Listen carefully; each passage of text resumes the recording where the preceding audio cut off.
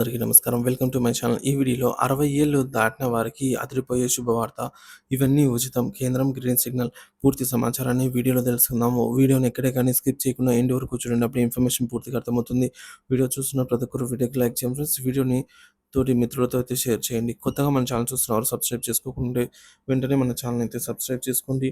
దీని ద్వారా నేను చేసే లేటెస్ట్ వీడియోస్ అన్నీ మీ వరకు రీచ్ అవుతాయి. ఇక ఆలస్యం చేయకుండా వివరాల్లోకి అయితే వెళ్ళిపోదాము. సో ఫ్రెండ్స్, ఇక విషయానికొచ్చినట్లయితే తెలంగాణలో మరో కీలక నిర్ణయం. సీనియర్ సిటిజన్లకు ఉచిత బస్సు ప్రయాణ సౌకర్యం.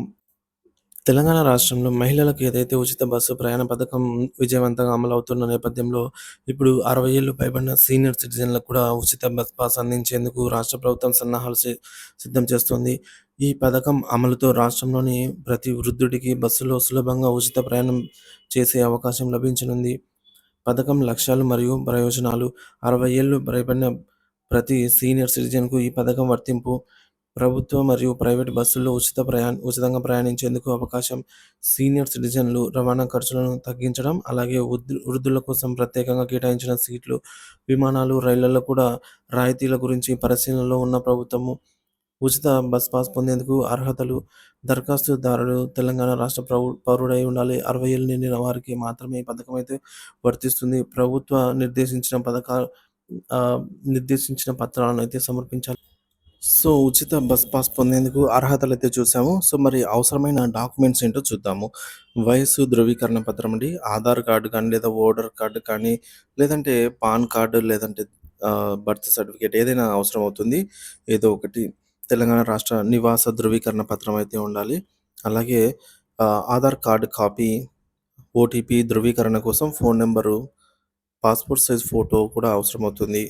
ఉచిత బస్ పాస్‌కు ఎలా దరఖాస్తు చేయాలి అంటే ఆన్‌లైన్‌లో విధానము. తెలంగాణ ప్రభుత్వం అధికారిక వెబ్‌సైట్ టీఎస్ఆర్టీసీ తెలంగాణ.gov.in వెబ్‌సైట్‌నైతే సందర్శించండి. Senior citizen bus pass application ఎంపికను సెలెక్ట్ చేసుకోండి. అవసరమైన వివరాలను నమోదు చేసి పత్రాలను అప్‌లోడ్ చేయండి. దరఖాస్తులను సమర్పించండి. ఓటీపీ ధృవీకరణ పూర్తి చేయండి. దరఖాస్తు స్టేటస్‌ను ట్రాక్ చేసుకునేందుకు రిజిస్ట్రేషన్ నంబర్‌ను పొందండి. అప్లై విధానము. మీ సేవ లేదా ప్రభుత్వ సేవా కేంద్రాన్ని సందర్శించండి. దరఖాస్తు ఫామ్ నింపి అవసరమైన పత్రాలతో సమర్పించండి. ధృవీకరణ తర్వాత అధికారికంగా పాస్ మంజూరవుతుందన్నమాట. ఇది ప్రాసెస్సు. ఇక ఉచిత బస్ ప్రయాణ పథకం వల్ల ప్రయోజనాలు చూసుకున్నట్లయితే 60 ఏళ్లు పైబడిన వృద్ధులు రాష్ట్రంలోని ఎక్కడైనా సరే ఉచితంగా ప్రయాణించవచ్చు. వికలాంగుల కోసం ఇప్పటికే ఉచిత బస్ పాస్ అందిస్తున్న ప్రభుత్వం ఇప్పుడు వృద్ధులకి కూడా ఈ ప్రయోజనాన్ని కల్పిస్తుంది. ప్రయాణ భద్రత మరియు సౌకర్యాన్ని దృష్టిలో ఉంచుకొని బస్సుల్లో ప్రత్యేక సీట్లను కేటాయిస్తున్నారు. ఈ పథకాన్ని అమలుతో తెలంగాణ ప్రజలకు కలిగే ప్రయోజనాలు.